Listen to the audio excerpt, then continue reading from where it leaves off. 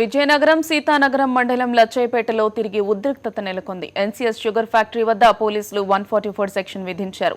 32 కోట్ల రూపాయలు రైతు బకాయిలు షుగర్ ఫ్యాక్టరీ యాజమాన్యం చెల్లించలేదని కార్మికులు మండిపడుతున్నారు. దీంతో అక్కడ పరిస్థితి ఉద్రిక్తంగా మారింది. దీనిపై మరింత సమాచారం మా కరెస్పాండెంట్ ఈశ్వర్ అందిస్తారు. ఈశ్వర్, చెప్పండి, ప్రస్తుతం పరిస్థితి ఏ విధంగా ఉంది? విజయనగరం జిల్లా సీతానగరంలో లచ్చయ్యపేట ఎన్సీఎస్ ప్రైవేటు చక్కెర కర్మాగారం వద్ద మరోసారి ఉద్రిక్తత పరిస్థితులు నెలకొన్నాయి. ప్రధానంగా 32 కోట్ల రూపాయల బకాయిలు చెల్లించడంతో గడిచిన 6 నెలలుగా ఆందోళన చేస్తున్న రైతులు కొద్ది రోజులుగా తమ ఆందోళన ఉధృతం చేయడం జరిగింది. ఈ నేపథ్యంలోనే మొన్న రైతులు కర్మాగారంలోకి తెచ్చుకెళ్లే ప్రయత్నం చేశారు. ఈ సందర్భంగా పోలీసులపై కూడా రాళ్లు వేశారు. పరస్పరం తోపులాట కూడా జరిగిన పరిస్థితులు. తాజాగా మరోసారి శాంతియుతంగా దీక్ష చేస్తామంటూ ఇవాళ ఉదయం రైతులు కర్మాగారం వద్దకు చేరుకున్నారు. మరోవైపు పోలీసులు సైతం 144 సెక్షన్ ఎన్సీఎస్ పవర్ ఫ్యాక్టరీ పరిసర ప్రాంతాల్లో విధించడం పట్ల రైతులు పూర్తి స్థాయిలో ఆందోళన వ్యక్తం చేస్తున్నారు.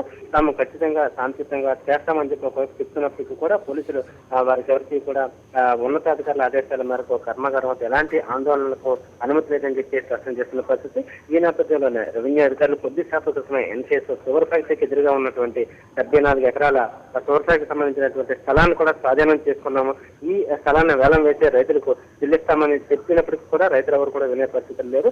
ఇదే మాట గడిచిన కొద్ది రోజులుగా భారతపురం సబ్ కలెక్టర్ చర్చల నేపథ్యంలో కూడా యాజమాన్యం అంగీకరించింది. 4 రోజుల్లో చెల్లిస్తామని చెప్పి. అయితే ఇప్పటికీ దాదాపు 2 నెలలు కావస్తున్న ₹1 కూడా రైతులకు చెల్లించిన నేపథ్యంలో తక్షణమే తమ బకాయిలు చెల్లించినట్టు మరోసారి ఆందోళనకు దిగిన పరిస్థితి. అయితే వీరికి సర్ది చెప్పడానికి అక్కడికి వచ్చినటువంటి సీతానగరం ఎంఆర్ఓ సత్యనారాయణ కూడా కొద్దిసేపటి క్రితమే రైతులంతా కూడా నిర్బంధించి తమ బకాయిలు చెల్లించేంత వరకు ఎంఆర్ఓని విడిచిపెట్టేదని చెప్పి స్పష్టం చేస్తున్న పరిస్థితి. దీంతో మరోసారి సీతానగరం ఎన్కేఎస్ షుగర్ ఫ్యాక్టరీ వద్ద విద్యుత్ పరిస్థితులు నెలకొన్నాయి. Thank you Eshwar.